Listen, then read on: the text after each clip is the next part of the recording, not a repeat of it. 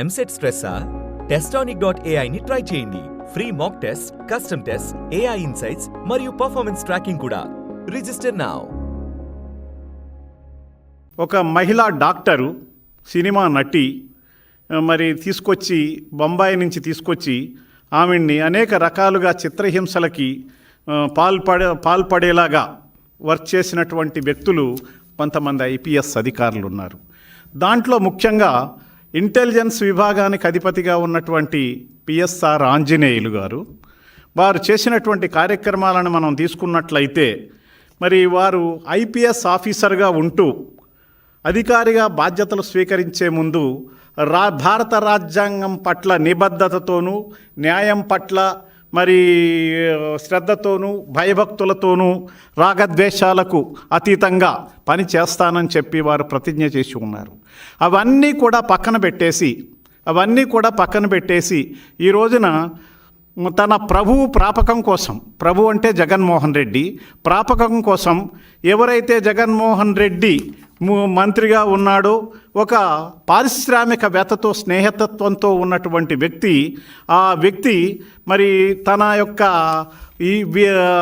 ఈ కాదంబరి జత్వాని ఏదైతే తనకు ఇబ్బంది కలిగించినటువంటి వ్యక్తి సజ్జన్ జిందాల్ మీద కంప్లైంట్ చేస్తే బొంబాయిలో ఆ కంప్లైంట్ అట్లా ఉండగా అతను ముఖ్యమంత్రిగా ఉన్నటువంటి జగన్మోహన్ రెడ్డితో కలిసి ఈమె మీద, కాదంబరి జత్వాని మీద కుట్రపూరితమైనటువంటి కంప్లైంట్లు తీసుకొచ్చి ముందుగానే కేసుని ఎలా అరెస్ట్ చేయాలని గ్రౌండ్ ప్రిపేర్ చేసుకుని దాని మీద కంప్లైంట్ లేకుండానే ప్రిపేర్ చేసుకున్న తర్వాత కంప్లైంట్ తీసుకుని హుటాహుటిన బొంబాయి పోయి ఆమెను తీసుకొచ్చి 40 రోజులు చిత్రహింసలకు గురిచేసి ఒక మహిళను అమానవీయంగా, శారీరకంగా, మానసికంగా మరి చిత్రహింసలు పెట్టినటువంటి ఒక నీచ స్వభావం కలిగినటువంటి ఐపీఎస్ అధికారి పిఎస్ఆర్ ఆంజనేయులు. అటువంటి ఆంజనేయులు ఆ పార్టీకి ఉన్న నైతిక విలువలు ఏంటో అర్థం కావట్లా. అటువంటి వ్యక్తిని వెనకేసుకొస్తుంది వైఎస్ఆర్సీపీ పార్టీ. అంటే వైఎస్ఆర్సీపీ పార్టీ పూర్తిగా ప్రజల ధన మాన ప్రాణాలతో ఆటలాడుకోవటమే ఆ యొక్క వైఎస్ఆర్సీపీ నైజం అనేది గత 5 సంవత్సరాలుగా మనం చూస్తూనే ఉన్నాం, ఇప్పుడు కూడా చూస్తూనే ఉన్నాం.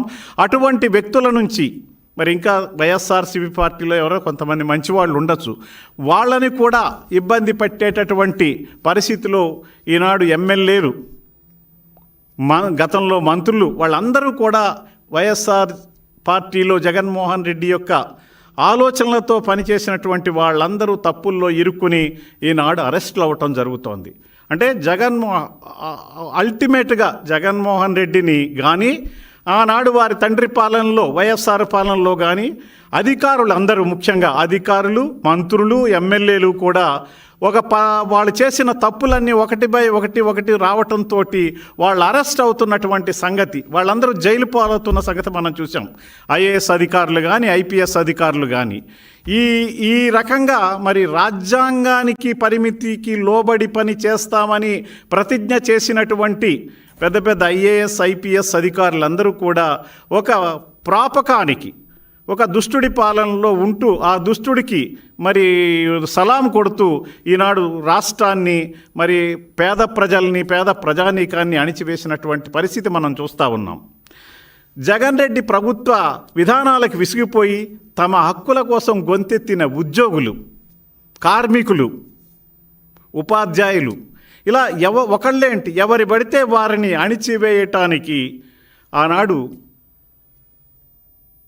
తాడేపల్లి ప్యాలెస్లో సైన్యాధ్యక్షుడిగా ఉన్నటువంటి ఐపీఎస్ ఆఫీసర్ కాదండి ఆయన, పిఎస్ఆర్ ఆంజనేయులు గారు, ఒక జగన్ రెడ్డి దుష్ట సాంప్రదాయం నెలకొల్పితే ఆయన ఆ ఆఫీసులోనే, తాడేపల్లి ప్యాలెస్లోనే కూర్చుని ప్రజల జీవితాలతో, కార్మికుల జీవితాలతో, ఉద్యోగుల జీవితాలతో, ఉపాధ్యాయుల జీవితాలతో ఆడుకోవటం కోసం, వారి యొక్క ఉద్యమాలని అణిచివేయటం కోసం ఐపీఎస్ సెక్షన్లని పక్కన పెట్టి వైపీఎస్ సెక్షన్లు అమలు చేసినటువంటి వ్యక్తి పిఎస్ఆర్ ఆంజనేయులు.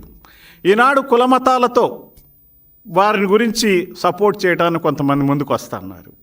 కులం ఏదైనా, మతం ఏదైనా, ఎవరైనా, ఎటువంటి వారైనా సరే న్యాయం కోసం పోరాడుతోంది కూటమి ప్రభుత్వం, రక్షణ కోసం పోరాడుతోంది కూటమి ప్రభుత్వం, పేద ప్రజానీకానికి సామాన్యులకు రక్షణ కల్పించడమే ధ్యేయంగా పనిచేస్తోంది చంద్రబాబు నాయుడు గారి ప్రభుత్వం.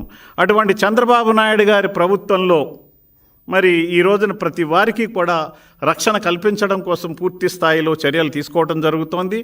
జగన్మోహన్ రెడ్డి గారు ఆయన తల్లిని చెల్లిని సోషల్ మీడియా వేదికగా తిట్టించి వ్యక్తిత్వ హవనం చేసి నీచులకు మహిళలకు గౌరవం ఉండదని,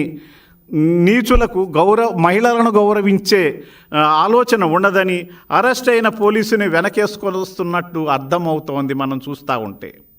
ఈ రకంగా ప్రతి చోట కూడా సామాన్య పేద ప్రజానీకానికే ఇబ్బందులు కలిగిస్తూ తన తాబేదారులకు తన వాళ్లకు రక్షణ కల్పిస్తూ, అంటే సామాన్య ప్రజానీకం మీద ఎవరైతే దాడులు చేస్తారో, ఎవరైతే వక్రంగా పనిచేస్తారో, ఎవరే అమానవీయంగా పనిచేస్తారో వాళ్ళందరికీ కూడా జగన్మోహన్ రెడ్డి ప్రభుత్వం రక్షణ కల్పించింది, పేద ప్రజానీకాన్ని మట్టుబట్టింది. ఈ విషయాన్ని ప్రజలందరూ కూడా గమనించాల్సినటువంటి అవసరం ఉన్నది.